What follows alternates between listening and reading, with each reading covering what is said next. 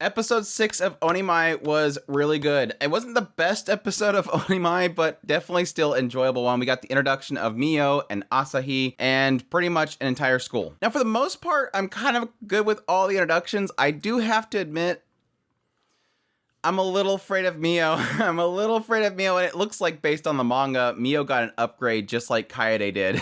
A little bit bigger.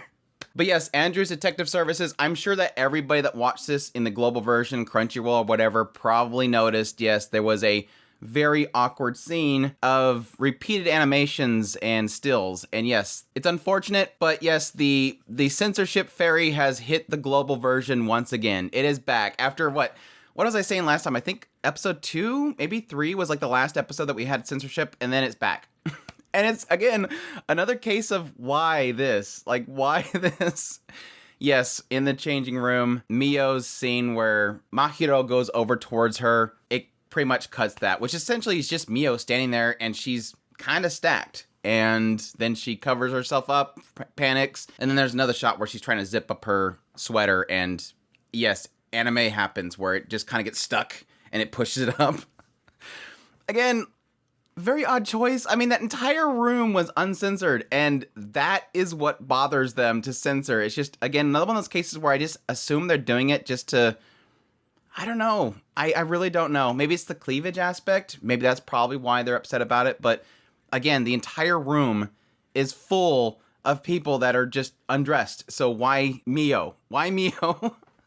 I guess because it's so close up. I don't know. Anyways, that's it for Andrew's Detective Services to let you know what is censored each week of Onimai. Not a huge one, but at the same time, it's still like, why? But no, episode 6 was fantastic. We obviously have Mahiro going to school. Of course, it starts out with introductions of Momiji's friends, which is Asahi and Mio, which is a fine little scene. We have Mahiro get kind of pretty much pushed to going with Momiji over to get some parfaits. And again, this is where we get into the realm of, oh no, Mio's one of those characters, as very quickly Mio notices that Mahiro is kind of clingy to Momiji, obviously because he's very uncomfortable. So he immediately goes to grab Momiji. Momiji's like, chill, space, it's all right. And immediately Mio goes, oh, it's just like I thought. Yes, Mio believes that they're a couple, that Mahiro likes Momiji, like physically, like he's Yuri. And I was okay with that, but my spidey senses immediately fired up because I don't like these types of characters. It's the character that's I like to watch. It's the I like to watch character. She's off in the distance, huffing and puffing as she's seeing two possible love interests. I hate it. It's the Fujoshi kind of thing. That thing. And it was so funny because they have this moment where Asahi kind of blurts out, yeah, Momiji told us everything about you, Mahiro, that you're this, that you're lazy, that you stay at home all the time, you're shut in, whatever. And immediately Momiji's like, no, please forgive her. She likes to be very blunt. And it was cute because Mahiro's like, that's good. He started laughing like, no, that's a good thing because now I feel comfortable. I don't have to put up this facade, which is really cool. But then Asahi, when they get the parfaits, goes to apologize by giving Mahiro a taste. And immediately Momiji gets jealous. Now, yes, my immediate thought here is that they're definitely going to be shipping Momiji with Mahiro. It's kind of been hinting at the whole Yuri thing with Momiji. But then I thought about it, I don't know if it's 100% clarification here because technically Momiji and Asahi, as we see later, they're competitive. So it doesn't have to necessarily be Momiji is like, no, this is my girlfriend. I can't have you doing that with my girlfriend. It could be more of a thing of friendship jealousy. Like you're getting too close to my friend. This is my friend. Or again, a competitiveness between Asahi and Momiji. Because again, later on when they're in PE, they know the fact that they're competitive. But yeah, that doesn't bother Mio because later on Mio ends up going to Mahiro later and saying, I'm rooting for you. Like, oh gosh, we're doing with this character. And it didn't really bother me at that point. It wasn't really until later on when Asahi goes in there and starts, giving everybody hugs. Because, like, apparently Asahi's, like, has no barriers, which I think is super cute. Like, so far, Asahi is super cute. I love how very cuddly she is. She's a super cuddly character, very athletic, very cuddly. And so she's going around and she's kind of hugging everybody. And yes, Mio's over the side going, oh, gosh, I'm seeing this thing. I'm like, oh, gosh, they're totally doing that character. I hope I don't get annoyed by her. She kind of restored a lot of my faith in her later on with the whole thing of assuming that Mahiro is having that time of the month. So she goes to the teacher and tells the teacher Mahiro has that time, and so the teacher kind of lets him stay out for the run, even though that's not what was happening. Later on comes back and says, "Do you have an extra?" And he's like, "I have no idea what you're talking about." And then he finally dawns on him, and Asahi over here, they're kind of implying that she's not had it yet, so they kind of just drag her off so that she doesn't keep asking questions. It was, again, kind of one of those uncomfortable truths, but it's just cute how they handled it in the end. He talks to Mihari later on about it, like, yeah, I chose not to clarify things, but it's a really useful way of getting out of PE, and Mihari's like, I don't recommend that, because when it finally comes the actual time, you're gonna regret it. Because yes, technically, if he keeps saying that he's having that, the teacher's gonna be like, well, you have a problem then, or you're faking now, get on the field, and then it's gonna suck. I feel bad. Mad respect for you ladies out there. Mad respect for you ladies out there. But no, Mahiro in the uniform, super cute. And so we have to address the second part of this whole show. The bros. The bros. I flipped through the manga and I did not see a panel where they showed Mahiro actually go inside of the boys' room. It is implied because it shows him kind of go a swoop into the boys' area, and then it goes swoop back to the girls' area saying, oh wait, I'm going in the wrong room. It doesn't show a scene inside of the room. And I thought, based on the PV, that was like, oh my gosh, they're going to do that. I think it's a fantastic addition because it's just super funny seeing him slide in there, just lift it up, and the boys are kind of like, what the hell are you doing here?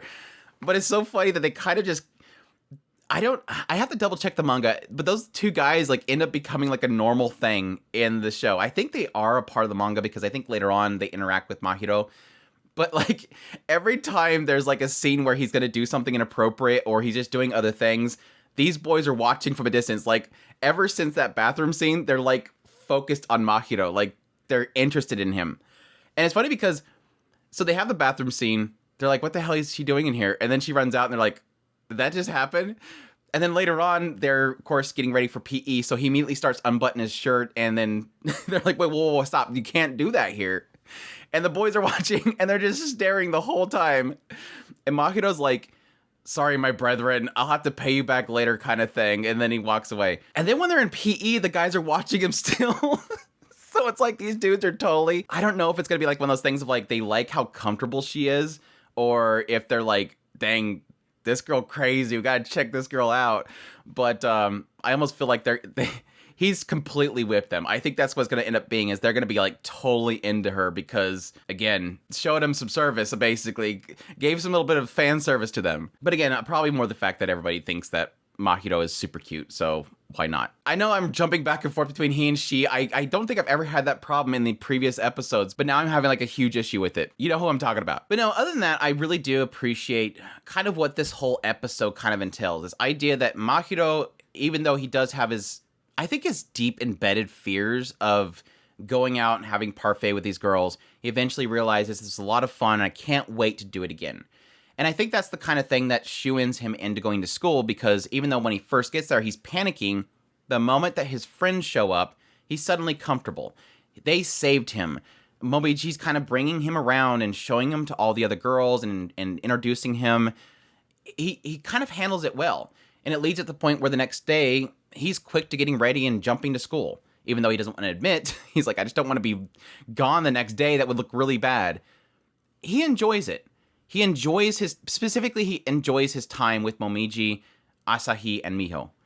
They are pretty much the driving force to bringing him to school once again. And it's really cute in that regard. It's him finally opening up and feeling more comfortable with going to school with these kids. But no, obviously Momiji was like the best in this episode, just like protecting Mahiro, kind of taking him around and getting him comfortable with everybody. She was a sweetheart. I love her to death. She's just like her big sis Kaede. There's a couple of attention and details that I like about this episode as well. Obviously, we have the person that sits in front of Mahiro, seems like an obvious character that might be brought up later. She's like constantly sleeping in school the entire day. And then they have the whole PE class. She's sitting there snoozing while she's walking around. So I'm sure she's going to be a character that'll be coming in later. I also really love, and this stood out to me a lot, was in the very first scene when Mahiro realizes that these girls are at the front door, he immediately hides behind Mihari. And it was so cute because he can't see them, so he like takes her twin tail and pushes it up. I thought it was like a really cute attention to detail that they did. Despite the fact that there was a couple shots in this episode that had some rough points. Like when he was eating the parfait, his hand looked like a paper with lines on it. There was some rough spots, but overall it was a really good episode visually. Anyhow, excellent episode. I am kind of excited because the title for the next episode is something like Mahiro's RPG or something like that. I'm hoping that means we're going to finally get the MMO chapter. It's not a log chapter, so I don't know they would want to spend an entire episode on it. There might be something else RPG related later on that I'm not aware of because, again, I'm not trying to read ahead in the manga. I'm just reading as the show gets to certain points. So, again, I would love to get all those chapters that we've kind of skipped, especially the onsen, which I don't know is going to fit an entire episode.